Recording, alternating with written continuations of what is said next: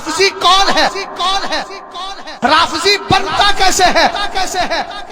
محبت اہل بیت سے رافضی نہیں بنتا، صحابہ کی گستاخیاں کرنے سے رافضی بنا کرتا ہے۔ اور سرور کائنات نے ان رافضیوں کی پہچان بتائی تھی، یسبون ابا بکر و عمر، فرمایا میری امت میں ایک ایسی جماعت پیدا ہوگی جو ابو بکر و عمر کو گالیاں دے گی۔ آج کے دور میں اگر کوئی ابو بکر و عمر کے خلاف بھونکتا ہے تو سمجھ لینا یہ رافضی کتا ہے جس کی پہچان مدینے کے تاجدار نے بتا دی ہے۔ اور جہاں صحابہ ہے وہی کامیابی ہے، رافضی کامیاب نہیں، رافضی حق پر نہیں، اس لیے کہ یہ صحابہ کو گالیاں دیتا ہے، اور سرکار نے کہا صحابی ہوگا تو کامیابی ملے گی، اور یہ صحابہ کو گالیاں دے رہا ہے۔ پتہ چلا رافضی کے پاس صحابہ کی جماعت نہیں ہے، صحابہ کی محبت نہیں ہے۔ ہم نے کہا غیر مقلد بھی حق پر نہیں، اس لیے کہ وہ امام اعظم جو تابعی ہے، یعنی صحابی کو دیکھنے والا تابعی ہوتا ہے، یہ کہتا ہم کسی کی تقلید نہیں کرتے۔ ہم نے کہا کیوں نہیں کرتا؟ بولے ہم خود ہی مسئلے نکالیں گے دین سے۔ میں نے کہا صدقے جاوا تیری اس بدعقیدگی پر ہے، صدقے جاوا یہ فبشرہم بعذاب علیم کے قبیل سے ہے۔ ہم نے کہا تو کیسی بات کر رہا ہے؟ پنچر جوڑنے کے لیے استاد کی ضرورت پڑتی ہے تو دین سیکھنے کے لیے امام اعظم کی ضرورت کیوں نہیں پڑے؟ سمجھ میں آئی بات آپ؟ تو جہاں تابعی ہے وہاں کامیابی ہے، اور جہاں تبع تابعی دیوبندی بھی حق پر نہیں۔ لوگ کہتے کسی کے پیچھے بھی نماز پڑھ لو۔ میں نے کہا آپ کی دماغ ٹھیک ہے بھائی؟ جب حضور نے فرما دیا لا يقبل اللہ لصاحب بدعۃ صلاۃ ولا صوما ولا صدقۃ ولا حجا ولا عمرۃ ولا جہادا فی سبیل اللہ ولا صرفا ولا عدلا یخرج من الاسلام کما تخرج الشعرۃ من العجین، دھیان سے سنیے گا، سرور کائنات فرماتے ہیں بد عقیدہ بد عقیدہ بد عقیدہ بد عقیدہ کی اللہ نہ نماز قبول کرتا ہے، نہ صدقہ قبول کرتا ہے، نہ روزہ قبول کرتا ہے، نہ عمرہ قبول کرتا ہے، نہ حج قبول کرتا ہے، نہ زکوٰۃ قبول کرتا ہے، نہ فرض نماز قبول کرتا ہے، نہ نفل نماز قبول کرتا ہے۔ اللہ اکبر۔ وہابی کے پیچھے نماز پڑھنے کھڑا ہوا، کیا کہا؟ پیچھے اس امام کے۔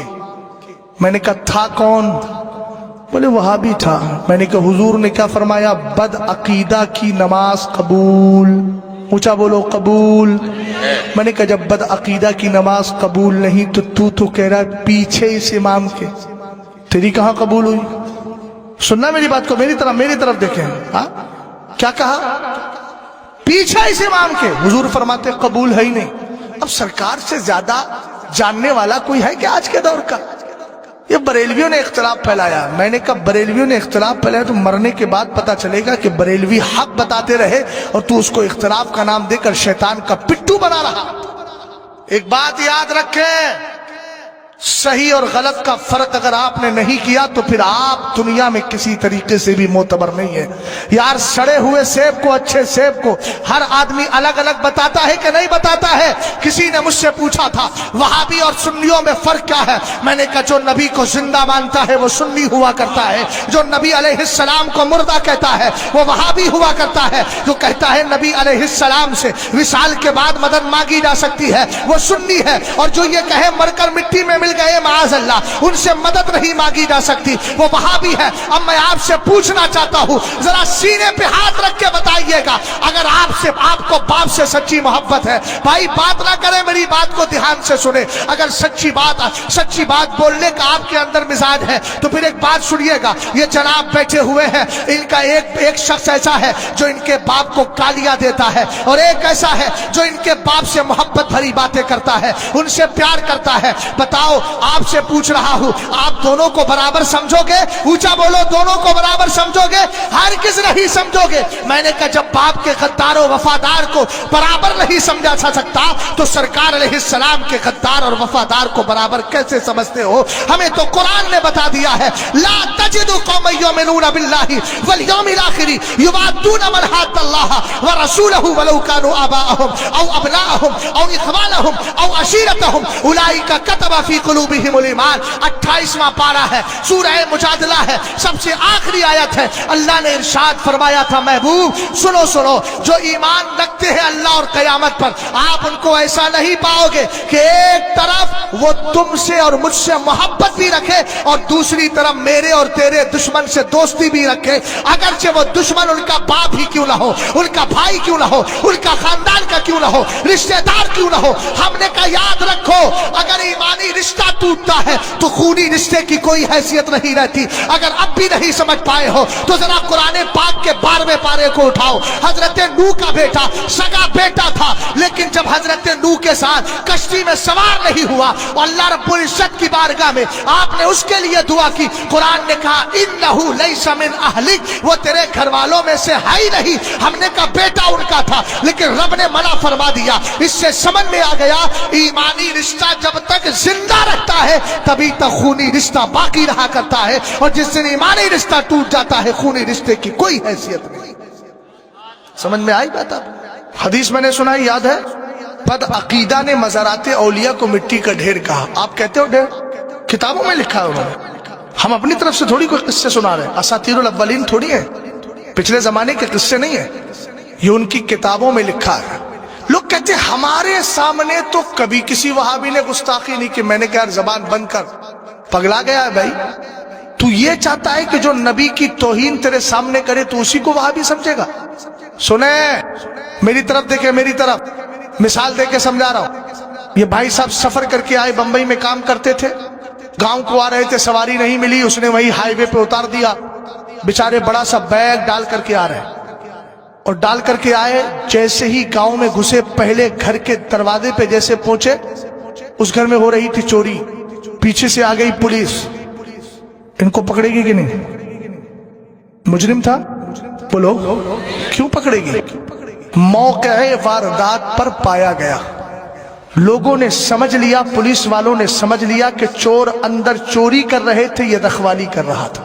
اب تو سمجھ میں آ گیا ہوگا، گستاخ وہ نہیں ہوتا، صرف وہی نہیں ہوتا جو تمہارے سامنے سرکار کو معاذ اللہ گالیاں دے، گستاخ وہ بھی ہے جو گالیاں دینے والوں کو اپنا امام سمجھے، جو گالیاں دینے والوں کے ساتھ موجود ہو۔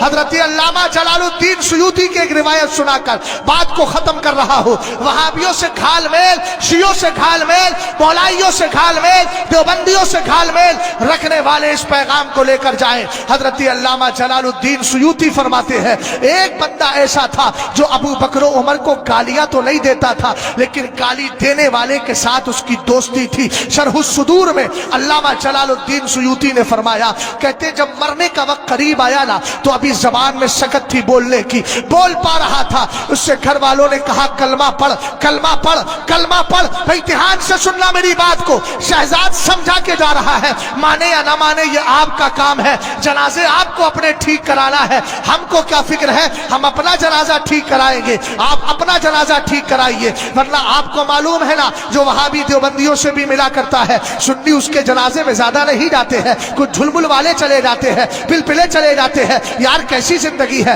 مرنے کے بعد نماز پڑھنے والے بھی نہیں آئے، ایسے متسلم ہو کر رہے، ایسے مضبوط ہو کر رہے۔ لوگ کہے یار کیسا بھی تھا لیکن مصطفیٰ کا سچا وفادار تھا، تسلم پڑا تھا، تو لوگ دوڑ دوڑ کے نماز پڑھنے کے لیے آئیں گے۔ سرکار تاج الشریعہ کو کون نہیں جانتا ہے، میرے مرشد نے حق کو حق کہا، لوگ کہتے تھے سب کی مخالفت کرتے ہیں، ان کے پیچھے آئے، ان کی نماز جنازہ میں آئے گا کون؟ لیکن 62 لاکھ یا 70 لاکھ کی پبلک نے بتا دیا حق بولتے رہو، خدا جنازے میں بھیڑ یوں ہی کر دے گا۔ سمجھ میں آئی بات؟ علامہ دھیان سے سننا میری بات کو، علامہ جلال الدین سیوطی کہتے ہیں گھر والوں نے کہا کلمہ پڑھ، کلمہ پڑھ، کلمہ پڑھ، کلمہ پڑھ، زبان پہ کلمہ چڑھ ہی نہیں رہا۔ جب زبان پہ کلمہ نہیں چڑھا تو ابھی بولنے کی سکت باقی تھی، معلم یغرغر، حدیث میں ہے غرغری کی کیفیت روح نکلتی ہے پیروں سے اور آتی وہ یہاں آتی ہے اور یہاں سے آخر میں نکل جاتی ہے، تو ابھی اس کی روح یہاں نہیں آئی تھی، ابھی جسم میں تھی، لیکن حالت بگڑ رہی تھی کہ مر جائے گا۔ دھیان سے سننا بھیا، وہابیوں کے ساتھ دوستی، وہابیوں کے ساتھ شادی، بدعقیدہ کے ساتھ شادی، بدعقیدہ کے یہاں کھانا پینا، بدعقیدہ سے دوستی کرنا، انجام سنے کتنا برا ہے۔ یہ کون تھا؟ یہ سرکار کی گستاخی کرنے والے کے ساتھ نہیں، ابو بکر و عمر کو گالیاں دینے والے کے پاس بیٹھتا تھا صرف، اور جب وہ بکواس کرتا تھا یہ دھیان سے سنتا تھا، خود نہیں کرتا تھا لیکن شریک ہوتا تھا سننے کے اعتبار سے۔ مرنے کا وقت قریب آیا، کلمہ زبان پہ نہیں چل رہا ہے، گھر والوں نے کہا کلمہ پڑھتا کیوں نہیں؟ اب سنے جواب، کہتا ہے کلمہ پڑھوں تو پڑھوں کیسے، سامنے دو شخص کھڑے ہیں، जो मुझे नजर आ रहे हैं और मुझसे कहते हैं, तू अबू बकर उमर के गुस्ताख की साथ दोस्ती करता था, क्या तेरी जबान पे कलमा चढ़ जाएगा? हरगिज तेरी जबान पे कलमा नहीं चढ़ेगा। कितना बड़ा बदनसीब है वो, मरते वक्त जिसको कलमा नसीब ना हो। हमने कहा हाल तो दे, जो ईमान की दौलत से महरूम रहे। वजह क्या थी? अबू बकर उमर की गुस्ताखिया करने वाले के साथ दोस्ती किया करता था। शहजाद समझा के दा रहा है, दिल की आवाज आप तक पहुंचा रहा है। खुदारा अपने अकीदे को, अपनी सोहबत और संगत को दुरुस्त कर लीजिएगा। अब कोई रसूल समझाने नहीं आएगा, अब आला हजरत कब्र से नहीं आएंगे, ताजुश शरिया नहीं आएंगे। अब हम जैसे गुलाम ही आपको इन बुजुर्गों का पैगाम सुनाएंगे। और हम जो कह रहे हैं अगर आप इसको मान लेंगे तो ठीक, वरना कयामत के दिन इसी पर हिसाब होगा कि फला आलिम ने बताया था, तूने माना क्यों नहीं? तुम ये नहीं कह सकते कि तेरे रसूल का जमाना नहीं पाया। अल्लाह अल्लाह के रसूल जाहिरी तौर पर हमारी नजरों के सामने थे नहीं, इसलिए हम समझ नहीं पाए। नहीं, बल्कि कहा जाएगा मैंने तो महबूब की ज़बानी ये पैगाम भिजवा दिया था, इन्नमल उलमाओ वरसतुल अंबिया, उलमा ही नबियों के वारिस हैं। और जो बात बोल रहे हैं इसको नबी ही की बात समझिएगा। इसलिए ध्यान से मेरी बात को सुने। जब अबू बकर उमर के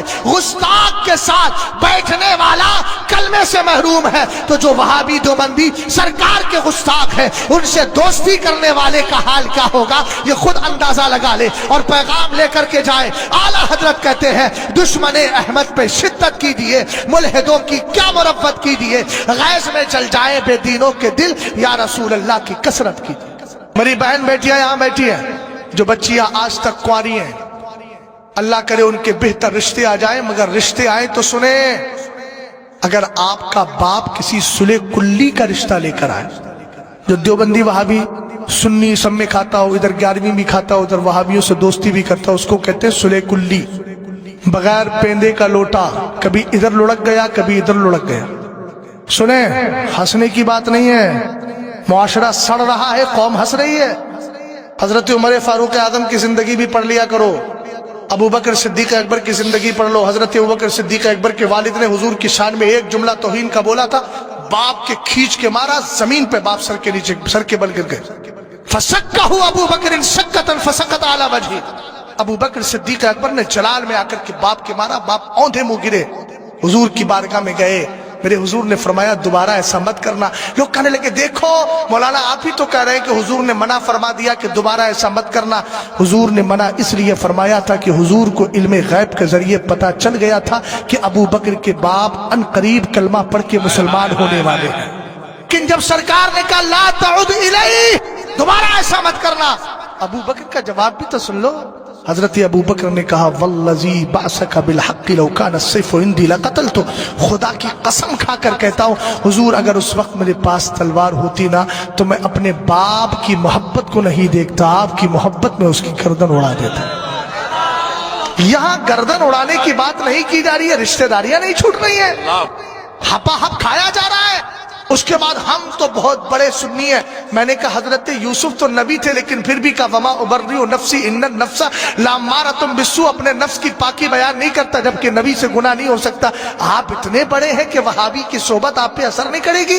यकीनन करेगी। बिगड़ गई कितनी बस्तियां, बिगड़ गए कितने नौजवान। इसलिए बहन बेटियां जो बैठी है, इन माओ को पैगाम दूंगा, अगर तुम्हारा शौहर तुम्हारी बेटी के लिए रिश्ता लेकर आए, और बेटियों से कहूंगा अगर तुम्हारा भाई या तुम्हारा बाप किसी सुले कुल्ली देवबंदी वहाबी का रिश्ता लेकर आए और तुम्हें झांसा दे कि बेटी सऊदी रिटर्न है, सऊदी में काम करता था, सऊदी रिटर्न है, तो कहना अब्बा सऊदी रिटर्न है, जन्नत रिटर्न तो नहीं है, मुस्तफा का गद्दार है। इसलिए तुम्हें पूरी इजाजत है अपने बाप की आंखों में आंखें डाल के कहो अब्बा मैं जहन्नमी बनना नहीं चाहती, मैं सरकार के गुस्ताख के साथ, गुस्ताखों से मेल रखने वाले के साथ न सुनी कुल्ली से शादी करूंगी, न किसी वहाबी से शादी करूंगी, न किसी देवबंदी से शादी करूंगी। मुझे ऐसा लड़का चाहिए जिसकी बोली ये हो जान है इसके मुस्तफा, रोज फुजू करे खुदा, जिसको हो दर्द का मजा, लाशे दवा उठाए क्यों,